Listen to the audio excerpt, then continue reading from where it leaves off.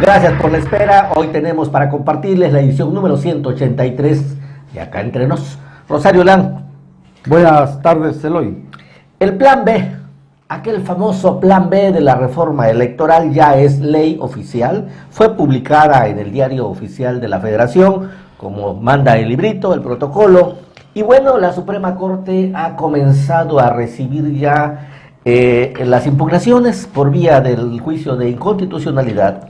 En tanto eso avanza, desde la mañanera, lamentablemente, como pocas veces hemos visto en este país, ha comenzado una campaña de denostación, unas palabras de odio en contra de la ministra presidenta Norma Piña, y bueno, de la mayoría de los ministros de ese máximo órgano del país. Todos son corruptos, porque, entre otras cosas, ayudan a los delincuentes a evadir la ley. Mírate nomás. Eloy, una de los malestares de Andrés Manuel López Obrador es que su candidata a presidenta de la Suprema Corte de Justicia era Yasmín Esquivel, y lamentablemente, digo, para él no resultó como él quería, toda vez que en ese íntere de la elección se descubre que Yasmín Esquivel había plagiado la tesis de la licenciatura.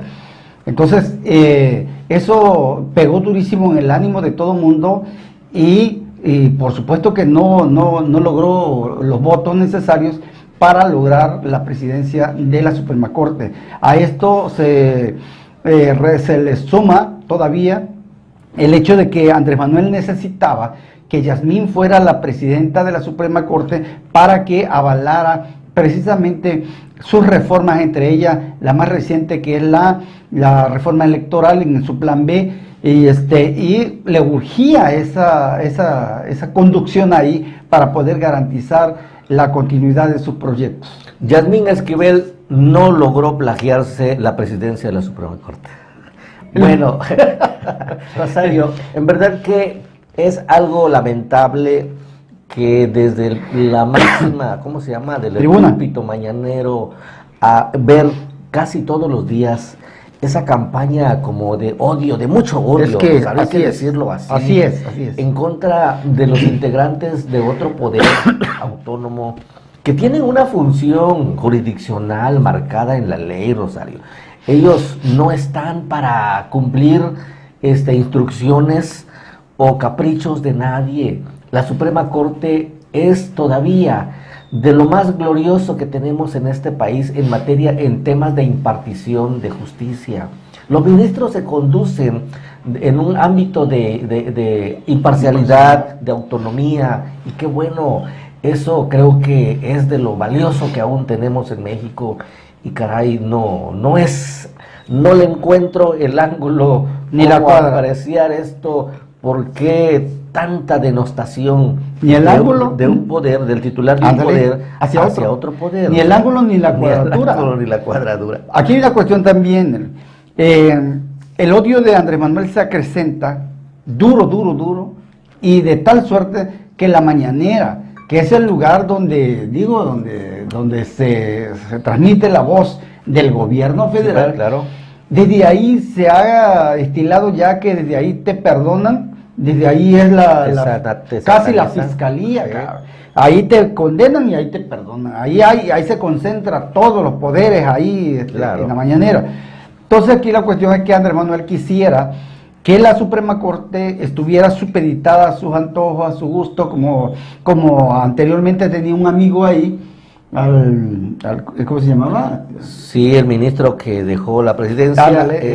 Por cierto, era un tipazo, ¿no? Con él había reuniones de continuo. No, olvídate. Era un excelente ministro de la Corte. Claro, entonces no se ve esa misma actitud para la actual ministra, que ganó dentro de los márgenes de la ley, conforme a los estatutos, como debe de ser, pero como no es la que yo quería, entonces ahora le traba una pinza, claro, desde la Suprema, desde la mañanera, y yo creo que ahí nuestro presidente está fallando.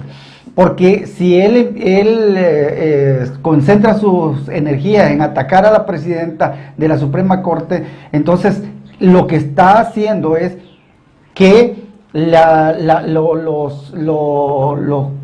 magistrados, los ministros, lejos de estar de acuerdo con el presidente, pues entonces lo estamos visualizando como un enemigo de un órgano, ¿cómo se llama? Autónomo, y eso ya ahí hay un enfrentamiento ya ahora abierto. ¿De dónde arreció esta agresión a los ministros de la Corte, Rosario?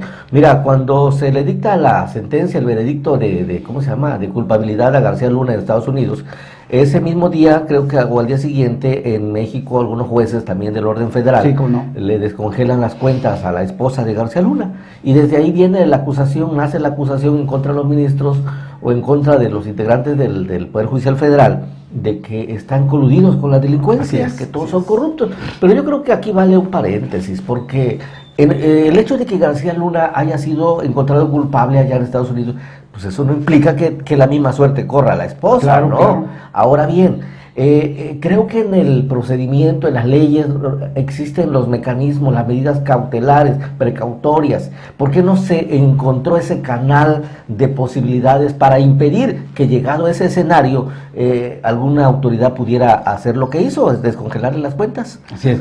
Y además, ¿por qué García Luna no fue condenado aquí en México? ¿Por qué no fue perseguido? ¿Por qué no se detuvo? ¿Por qué no se le hizo un juicio aquí? ¿Por qué tenía que ser Estados Unidos? Nos tuvieron que enmendar la plana de nuevo y ahora nos dolemos de que debió haber sido aquí y que por qué me descongelaron las cuentas a la esposa. Y todavía se hace fiesta porque Estados Unidos detuvo y condenó a García Luna.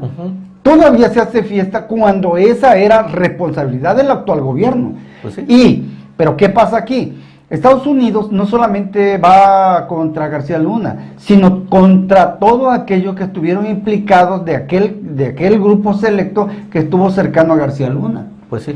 Entonces, ¿por qué? Porque aquí también, como decía Andrés Manuel, el presidente es el hombre más informado del mundo, ¿no? Sí. Entonces aquí la cuestión es de que quien tenga responsabilidad, pues, en el evento de García Luna, pues también va a ser requerido por la autoridad americana, que no es mexicana. Pues. Es correcto. Ahora bien, a los ministros de la Corte se les está endilgando, acusando de otorgar amparos y favorecer a la delincuencia. Se ha venido manejando mediáticamente. Así es. Pero aquí vale observar algo, Rosario.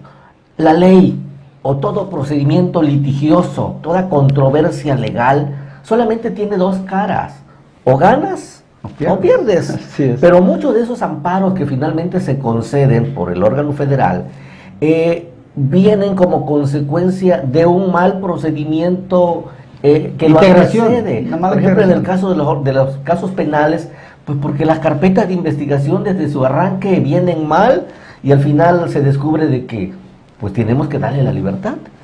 Y es ahí finalmente, y bueno, pues está simplemente privilegiándose el imperio de la ley, pero eso no implica o no significa que los ministros de un órgano como la Corte estén en favor de la delincuencia. Y mucho menos tienen que estar informando a Andrés Manuel qué es lo que están haciendo. Es un órgano autónomo. Exactamente, y aquí hay una cuestión. Andrés Manuel los acusa de que por haberle descongelado las cuentas públicas a la esposa de García Luna.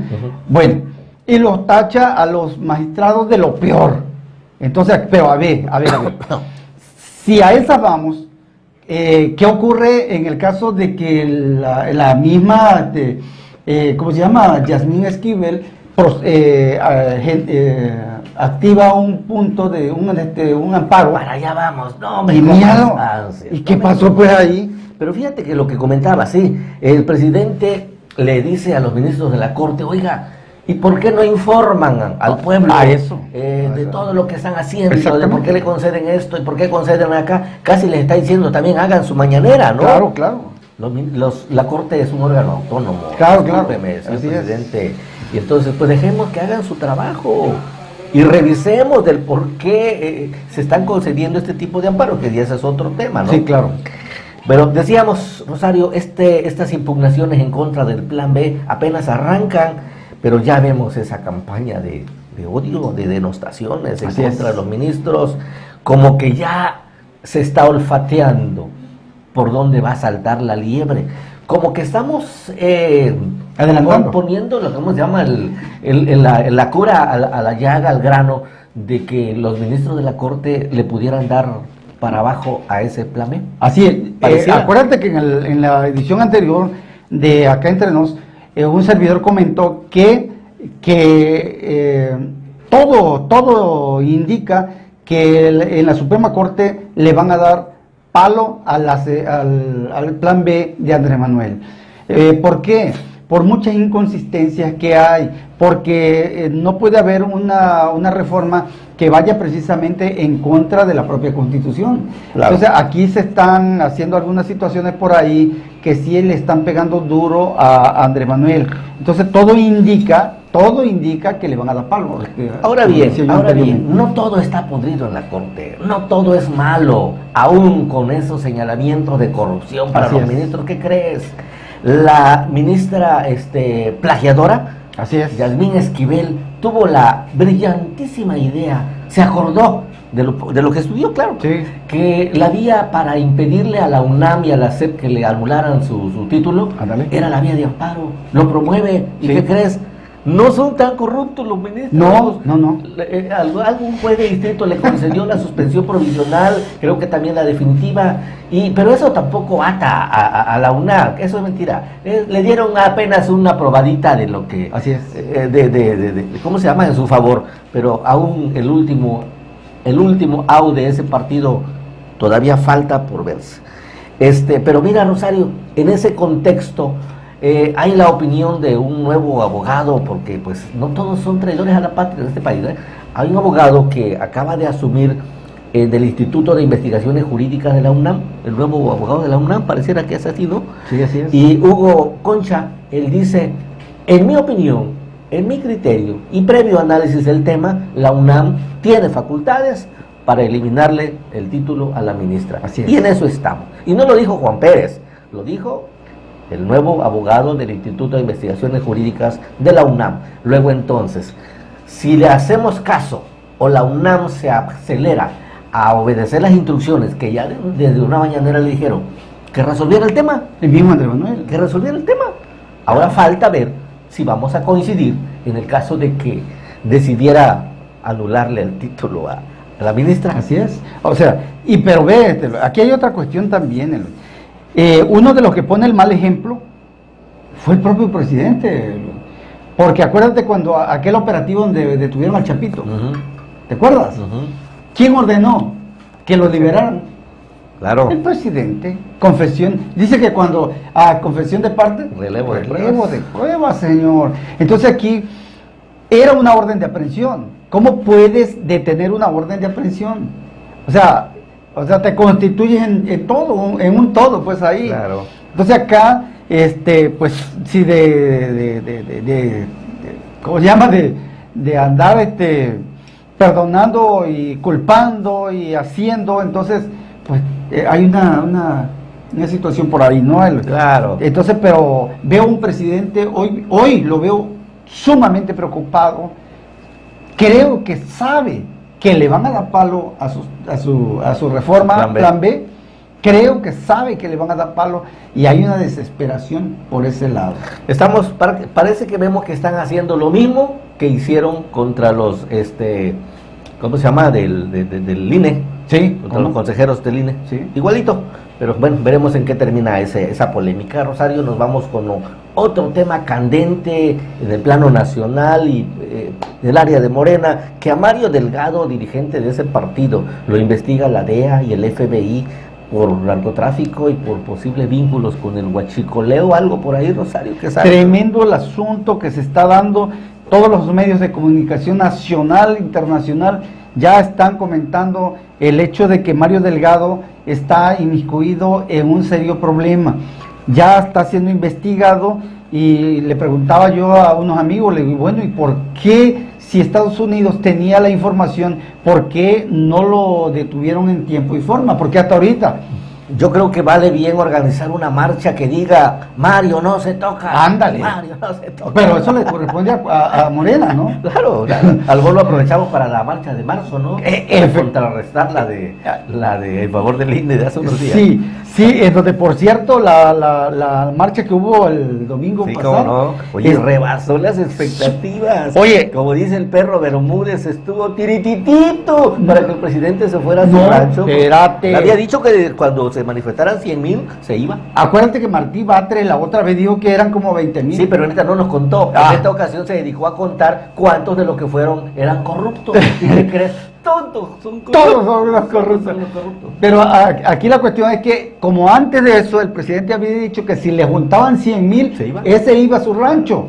Entonces aquí, por fortuna para el presidente, solo hubieron 99,999 corruptos. Uno nada más se salvó. Cuando vemos las calles aledañas que estaban hasta el cuchul de gente y en todos los estados y todavía en el extranjero, gente, ¿cómo se llama? Sí. Manifestándose en contra de la intención de desaparecer al INE. Entonces aquí la cuestión es de que el presidente, lejos de asumir una actitud revanchista, no, aquí me la hiciste, pues yo también hago otra marcha acá, dijo, a ver quién se cansa mejor, ¿no? Y no nos estamos mofando, no, para nada, al contrario, qué bueno que hay esas expresiones de manifestación del pueblo, son las ventajas, la benevolencia de la democracia, de la libertad de manifestación. El pueblo pues acudió a un llamado, expresó su sentir, no estoy de acuerdo con esto, claro. El INE para ellos, para lo que marcharon, yo no fui, ¿no? Claro. Pero bueno, eso, vamos a rescatar ese como algo positivo.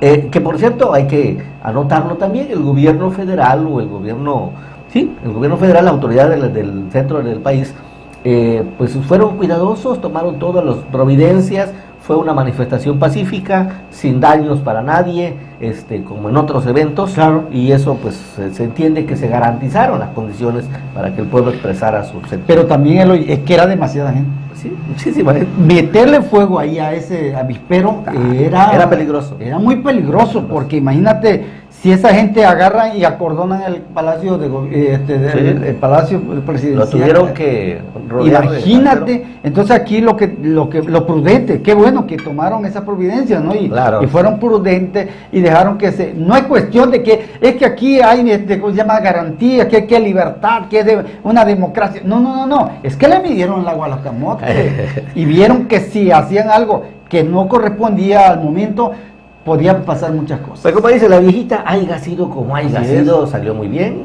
lo expresaron, el gobierno cumplió su parte. Bueno, ahí queda esa parte. Rosario, nos vamos a ir.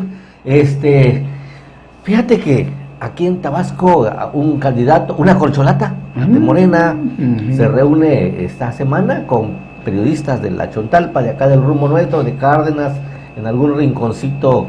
Pues se degustaron ahí unas excelentes pláticas, algún bocadillo. César Raúl Ojeda Subieta, por cierto, presidente del Consejo Político Estatal de Morena, tuvo a bien invitar a algunos compañeros de los medios y se armó la platicadera, pero pues el hombre con mucha prudencia y habilidad no escondió sus aspiraciones. Él dice, yo me anoto, claro que quiero a mi pueblo y quiero gobernar Tabasco.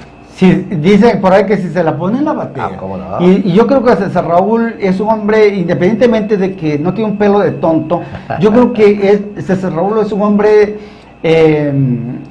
leal. Es un hombre que yo lo conozco desde que estábamos en la Verdad del Sureste, desde que inicio mis actividades ahí en la Verdad del Sureste, allá cuando estábamos precisamente contra el PRI, y ya César Raúl Ojeda estaba muy cercano a Andrés Manuel. Él se encargaba de algunas situaciones por ahí. Entonces, conozco a César Raúl desde hace mucho tiempo. Podrán decir muchas cosas negativas de él, porque todos somos moneditas de oro, ¿no? Entonces, pero para mí es un buen tipo que puede caminar entre las dos aguas, tanto en el grupo de caminar, bueno, con el beneplácito en todo caso, de todos los grupos, porque pues no está peleado con nadie. Es un hombre institucional, es un hombre que le es leal a Andrés Manuel sobre todas las cosas, y que bueno, yo creo que que podría hacer un buen trabajo en la gobernatura del estado, en donde pues no ha ocultado su interés por buscarla y dijo, pues yo no ando jugando, yo voy en serio. Entonces, si las condiciones se dan para que él sea el próximo candidato y gobernador, yo creo que nadie le podría hacer sombra. Trae sus capacidades el amigo César Raúl Ojeda, una trayectoria bastante larga en el servicio público y en el medio político, desde luego.